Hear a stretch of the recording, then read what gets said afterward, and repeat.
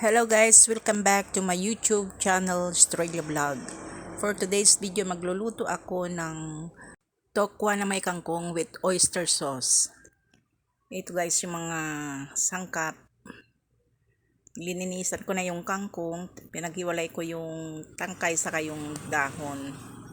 Ayan din yung oyster sauce, soy sauce, paminta, saka yung cornstarch. Hiniwa ko na guys yung tukwa, ginawa kong 4 para madali siyang maprito. Kasi kung buo na preprituhin natin, makapal yun, tapos kailangan ng maraming mantika. Kapag nagprito tayo kasi ng tukwa, dapat lubog siya sa mantika. At dapat prituhin din natin magkabilaan para pantay. At pag inahon natin siya, lagay natin siya sa paper towel para ma-absorb yung excess oil niya. Tapos isang kawali, magkisa na tayo ng sibuyas. Kapag ako yung naggigisa guys, inuuna ko talaga yung sibuyas kasi madaling masunog yung bawang kapag yun ang uunahin natin. Kapag lumabas na yung aroma ng bawang, lagay na rin natin yung tokwa na hiniwa-hiwa na natin kanina. Tapos igisa-gisa natin, lagay na rin natin yung oyster sauce, soy sauce, saka natin halu-haluin. Sunod natin ilagay yung paminta. Yan, tapos haluin ulit. Saka ilagay na yung tangkay ng kangkong.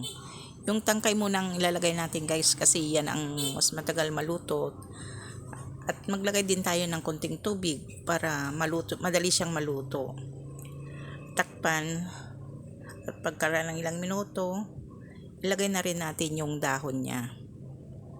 Ihalo-halo lang saglit, tapos takpan ulit natin para maluto yung dahon.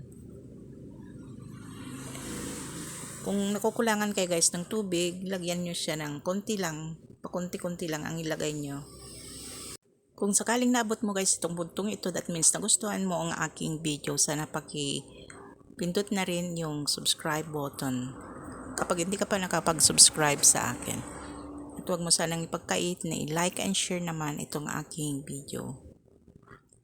Sana guys may natutunan na naman kayo dito sa aking binahaging video.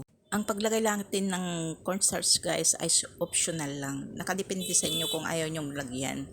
Kasi yung cornstarch, yun ang nagpapalapot ng ating lulutuhin. Ayan guys, tapos na naman ang pagluluto natin. Thank you for watching and God bless everyone.